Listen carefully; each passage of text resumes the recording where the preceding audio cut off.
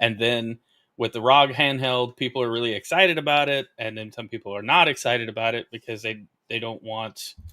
I don't know what they don't want. I guess they don't want the idea of Xbox not being tied to a console to be a reality because they're still stuck in the past.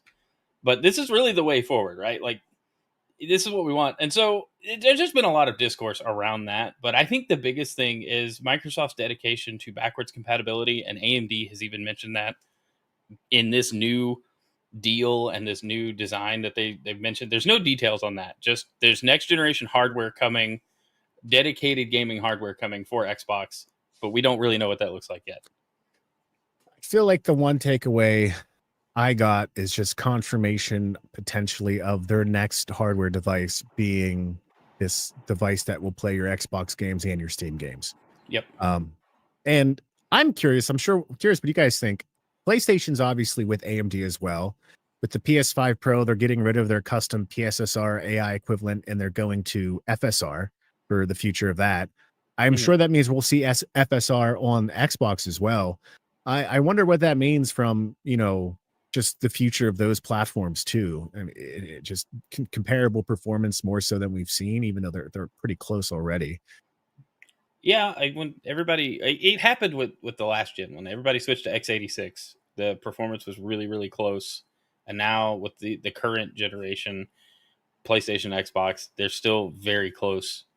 I think those targeted like the way FSR is implemented on PlayStation versus Xbox might come down to some custom stuff because the Xbox relies heavily on like DirectX, and it should. I mean, that's been the thing for Microsoft forever.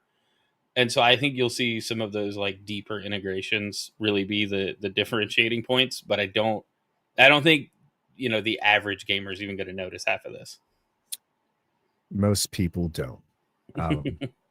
You have to have a pretty trained eye to see the difference, I just rely on Digital Foundry to zoom in for me and tell me why I should be upset that this looks bad. There you go. Which, if we're at a point now where you have to zoom in by 50 to like see the slight blur on the edge, it's like, okay, maybe it doesn't matter anymore. I will say, I never thought I could notice frames that much, but that whole Nintendo Welcome Tour, I could tell the difference between 120 and 60. So, I was playing Fortnite on Switch too because gyro and mouse controls have interested me, and so I've been doing that. And then I switched over because I noticed there was like just some frame pacing issues on the Switch 2 version of Fortnite. So I switched to my Xbox, which my Series S it runs it at 120, which is great. But I didn't realize how like much better it felt at 120 frames until like last night when I switched. I was like, look, I can't keep watching these frames like drop and like stuttering. Mm-hmm. So let me just switch to the Xbox and just play. And it was so much smoother. But then the like doubled frame rate, I was just like, oh my gosh, why have I been suffering at 60 on purpose? Well, it's kind of funny because there's like a diminishing return. Yeah. Right. So like 60 to 120. Yeah, you'll notice. 120 to 144. You're not going to notice. 144 to like, I don't know, 175. Yeah, I mean, kind of. But when you go from 120 to 240, that's when it's like, whoa, this is like so different. So when you guys finally get caught up on your hardware, I mean, it'll be great. Yeah, my PC can, I have a 5090. I think it's only limited by the monitor. But when I was playing Destiny 2 a few weeks ago, just to stress test it, and Doom the Dark Ages on it, I was maxed out at 120 with max graphics and all that stuff. My issue is like I stream, and it doesn't matter when you're streaming. Yeah, they're going to be seeing 30. So yeah, which I think Twitch did. I got in the beta. I don't know if you did, Chrono, but Twitch has a 2K 60 resolution now. I've really just been sticking with 1080 60. Like that's what I push because it's nobody's watching in 120 frames.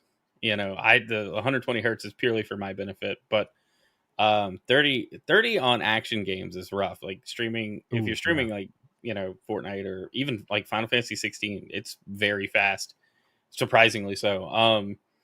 That would be a very poor viewing experience. I would agree. I think that's the perfect though. transition Yeah. point for another topic related to Final Fantasy 16. Yeah. What happened? I heard good and bad news. I had bad news first and then good news. So what's going on in Final Fantasy 16's Xbox launch? Well, it came out and it shadow dropped, right? And so I kind of expected like sales to be decent, but not, amazing, because the game's been out for how long? 2-3 years at this point? Just Two about, years? yeah, at least two. Yeah, so we've got a 2-year-old game finally hitting Xbox.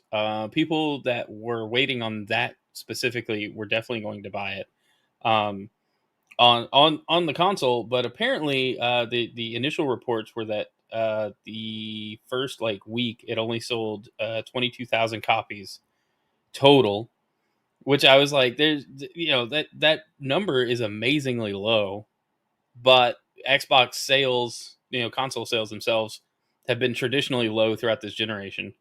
Um, so is it that surprising? But then a couple days later, the store updates on Xbox, and it's the number 11 like top selling game. So it's not in the top 10, but it's definitely in the top 15. That's wild to me, because if the sales are that low, either every game on Xbox is selling terribly, or they just delayed updating the store and sales numbers. Either way, though, that those low numbers don't really surprise me, because I feel like everybody that wanted the game on not Xbox already got it. There's no reason for them to get it on Xbox. Yeah, it goes back to my comment last week is I'm an idiot. So if a game's exclusive on PlayStation for 2 years before it hits PC or Xbox, I'm going to have a PlayStation for that reason. I literally got tired of waiting on Final Fantasy VII Remake to hit Xbox, so I bought a PS5. Yeah. And now it's coming out on Xbox. I feel like, and I don't play Xbox much, but the people, my friends of mine who are big Xbox gamers, for them the big drive is Game Pass. So I feel like now that Game Pass has been around for 5+ years, you're kind of conditioning your audience to a degree to not buy games, but to play them when they're on Game Pass. So Yep.